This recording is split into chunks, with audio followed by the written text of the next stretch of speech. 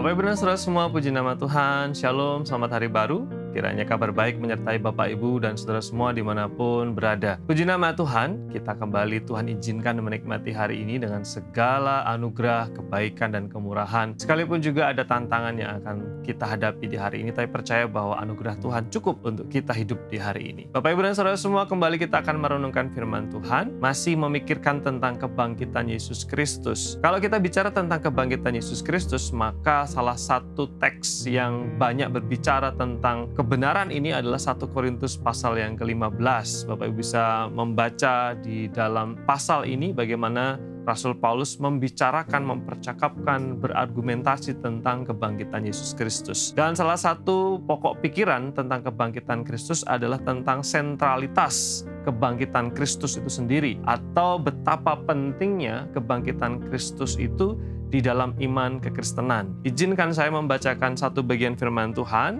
dari 1 Korintus pasal 15 ayat yang ke-14 yang berkata seperti ini. Tetapi andai kata Kristus tidak dibangkitkan, maka sia-sialah pemberitaan kami dan sia-sialah juga kepercayaan kamu. Rasul Paulus menjelaskan di sana sekali lagi tentang pentingnya kebangkitan Yesus Kristus itu, atau sentralnya momentum atau kebenaran ini. Bapak Ibu dan Saudara semua yang terkasih dalam Tuhan, seperti yang Rasul Paulus katakan, andai kata, seandainya, Paulus berandai-andai, Kristus tidak sungguh-sungguh bangkit, dikatakan di sana, maka sia-sialah baik pemberitaan kami, tetapi juga kepercayaan kamu. Sehingga kebangkitan Kristus itu punya nilai yang begitu penting di dalam iman Kristen. Iman Kristen, keyakinan Kristen, tanpa kebenaran bahwa Yesus Kristus itu bangkit,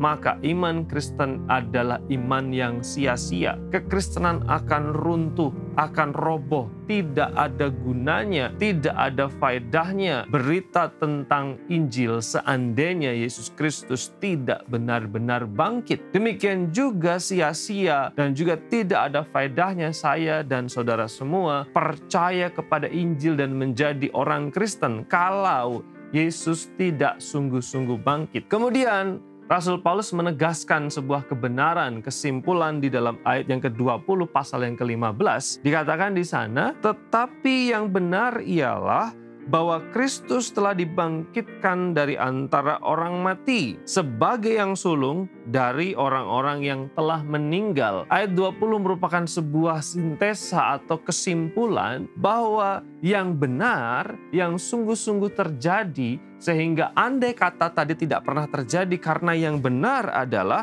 bahwa Kristus telah dibangkitkan, bahwa Yesus itu sungguh-sungguh bangkit, sehingga pengandaian di ayat yang ke-14 tadi tidak akan pernah terjadi karena ada sebuah fakta bahwa Yesus Kristus benar-benar bangkit dari antara orang mati. Dengan ayat 20 ini, kita bisa menyimpulkan bahwa pemberitaan para rasul, pemberitaan Injil itu tidak sia-sia karena Yesus Kristus bangkit. Demikian juga keyakinan kita, kepercayaan kita, kekristenan kita tidak pernah sia-sia karena Yesus Kristus sungguh-sungguh bangkit. Inilah yang disebut dengan sentralitas pusat berita atau pentingnya kebangkitan Yesus Kristus. Kita meyakini bahwa Yesus sungguh-sungguh bangkit, sehingga berita Injil maupun iman Kristen kita bukan keyakinan yang sia-sia, karena yang benar ialah Kristus